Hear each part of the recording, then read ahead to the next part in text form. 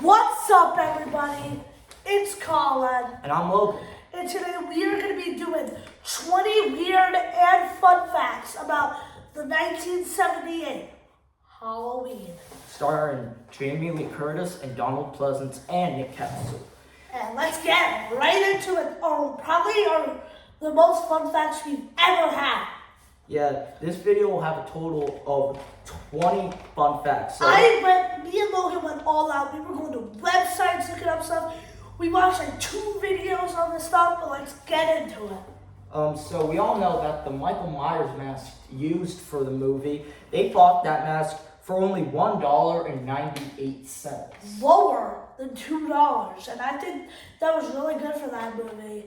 And it was actually a really good way to make the emotionless killer Michael Myers. Yeah, and the mask that Michael is based off of is actually the face of William Shatner. They're from Star Trek. When he played Captain Kirk. Yeah. And now you know how his face is white and has brown hair? That was actually an accident. So what they did was they took like the pink and yellow hair. They teased the hair, made it brown, cut the eye holes, painted the whole mask white, even the eyebrows, and they ripped out the sideburns. And what I love about this mask is you can see the line and the hair where the sideburns And are supposed it was to be. an accident, but John Carpenter liked the design so much because he described Michael as nothing but plain emotionless. See, it's like when I have it on, no anger, no sadness. It's just blank. And another Nothing thing there. about the mask, this wasn't the original mask that they were going to use for Michael. Yeah, they weren't.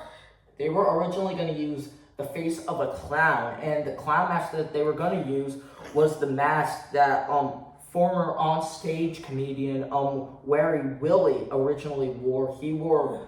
Wary Willie was an onstage clown and comedian, and he had like an emotional clown face, and it can easily be seen as an Easter egg when Heath Ledger wears a mask like it in The Dark Knight. And also when Michael Myers uses a kind of a similar mask but with a smile to kill his sister. Yeah. And let's get on to another fun fact. Jamie Lee Curtis, who plays Laurie Strode, got cast because of her mom playing a role in Psycho, and that The shower scene, probably in my opinion, one of the most iconic scenes in horror history. Probably one of the first ever horror movies. That's Jamie Lee Curtis' real mom. She was in H2O too, and that's the reason why she got the role, but she still had to earn it. Yeah. And John Carpenter said that she was perfect because she was so real that she wanted to get away, but she kind of had the edge of trying to like fight back to save her friends and save the 2 kids she's babysitting, Tommy Doyle and Annie Brackett.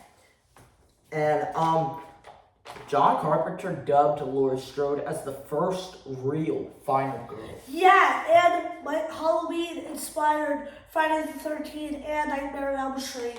I think they inspired Nightmare on Elm Street. They definitely inspired Friday the 13th. And we're going to get more into that. But Halloween inspired Friday the 13th and Nightmare on Elm Street. Not Texas Chainsaw Massacre. Because Texas Chainsaw Massacre came first. It was made in 1974. And so you might be thinking it was a final girl, but she wasn't really a person for the whole movie. She was just a people that Leatherface was like, hey, I'm gonna torment. But how Michael Myers was tormenting the whole group. And I think that's what John Carpenter meant. And that's why Friday the 13th has this whole group of camp counselors. And now, this next fun fact, one of my favorite characters in this movie. And one of mine, even, because I'm keep trying to fight for a series of Dr. Loomis. Yeah, Michael's doctor, Dr. Loomis, played by the late actor Donald Pleasance. And he was going to say no, but his daughter said, please do it, because she was a fan of Dawn of the 13th. Yeah, it turns out that he got the role because his daughter was a big fan of John Carpenter movies. Yeah. So,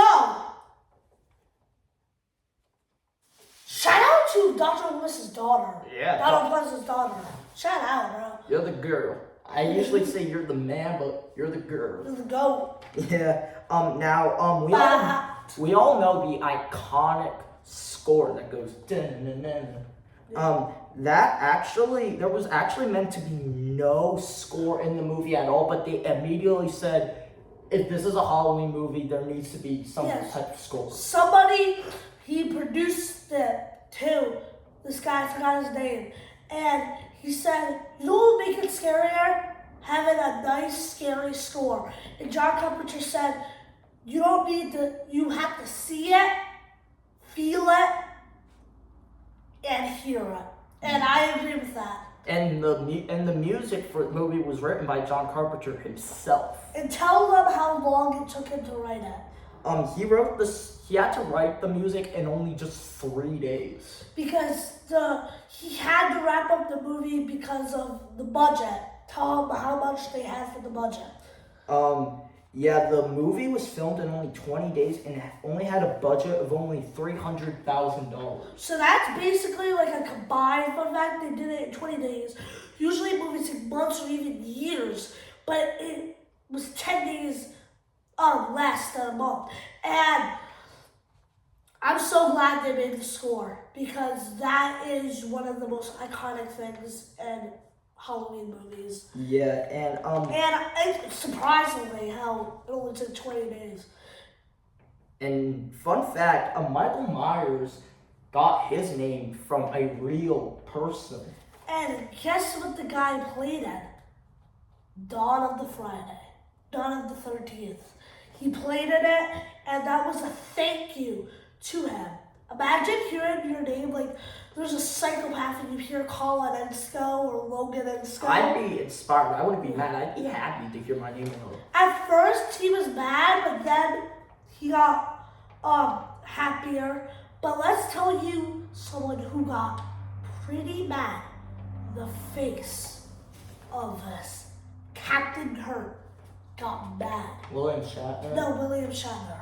Yeah, he got mad that they used his face without his permission because he's like, why is I said Captain Kirk. There's so many names they use, so I'm always confused. I meant William Shatner. Yeah, they when they used his face, he was like, why is my face a mask in a Halloween film? Like, I'm not scary. But then he finally warmed up to it. Yeah, and fun fact, he doesn't even get paid for his face being shown. At first, he was gonna sue, but he didn't.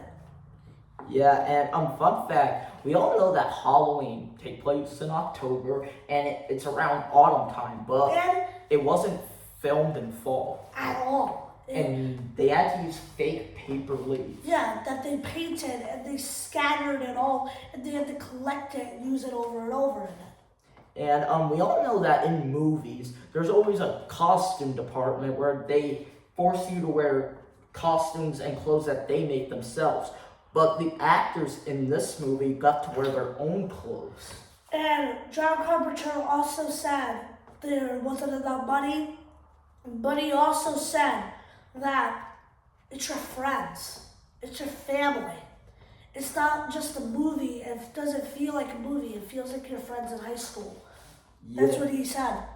And Jamie Lee Curtis actually got her costume for the movie. I mean, her outfit from the movie from JCPenney. JCPenney. She made her. She got the clothes for under $100. Wow. And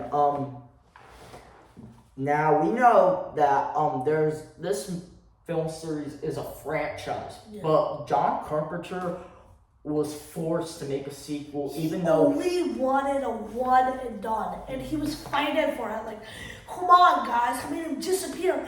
That takes all the scariness away if he's there. But he finally wrote the second, and he only made the twin because he was stuck and he had nothing else to do, and he was drunk. Yeah. But let's get more into that. And if we do a Halloween too, he wanted fun to fact. do just one movie, because he described Michael as plain, emotionless, and only one movie, and it's done. Yeah. I kind of agree with him in some places. And now we all know the iconic sound of a knife stabbing someone, but that isn't what the sound is made from. It's actually made from the sound of the Watermelon the and filmmakers cantaloupe. stabbing fruit, like cantaloupe and watermelon. And they also took some sounds from the bakery. Ooh. And this film we know is all about Michael killing, but no, really, it's really inspired by real life babysitters. Yeah, and that was gonna be the name of the movie was different, but then a genius said, I forgot his name, but a genius went up to John Carpenter and said, "What happens if this is on Halloween?" What was the original? I don't name? know. I think it was like Terrors of the Babysitter or I something think it like was that. just called The Babysitter. Yeah, probably. And that genius said, "Let's make it on Halloween." And it wasn't just this guy killing a babysitter. It was a bunch of cases.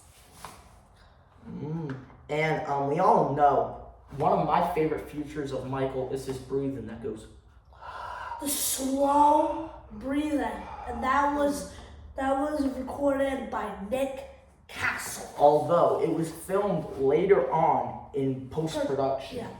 And Nick Castle wasn't even supposed to be Michael Myers. Yeah, he was actually good friends with John Carpenter. And he was just on the set, and he was like, "Who's gonna play Michael Myers? Nick, get over here. You're playing Michael Myers." Yeah, and he didn't even have to say any lines. All he had to do was walk. And fun fact, we all know that Michael Myers never runs and that he always walks. And that was purposeful. And that was on purpose. always meant to be because John Carpenter, like he said, described Michael as plain, emotionless, and evil. And that we all know that in other movies, they're full on sprinting. We But all no, know Michael's that. walking. Horror icons like Freddy Krueger and Ghostface, they run and sprint. But Michael Myers was always meant to walk and just find his way. Yeah. And yeah, those are fun facts about 1978's Halloween. And you have to do this every time you do something, a video or like anything like this would be on the list. So if you guys like this video and you want to see a sequel and not just the one and done, a Halloween 2 fun fact, be sure to smash this like button, smash that subscribe button, turn on notifications, and always make the Michael. Because I can tell you one thing to end off the video. You can't kill the boogeyman. And always remember, Michael Myers is watching.